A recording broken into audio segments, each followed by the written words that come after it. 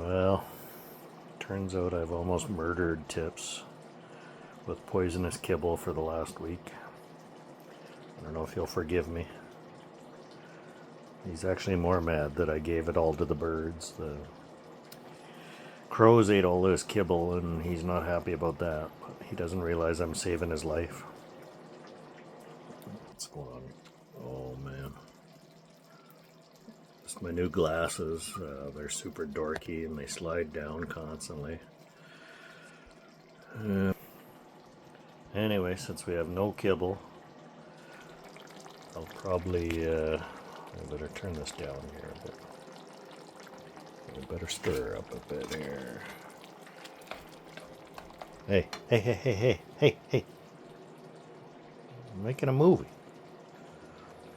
You're as bad as the Florida fans. You know, Florida didn't do so well tonight, but I like how as soon as they started losing, the entire arena was empty, so we don't think Florida deserves another Stanley Cup.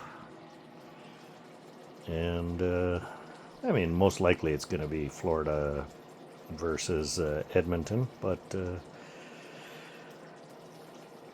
Florida sucks.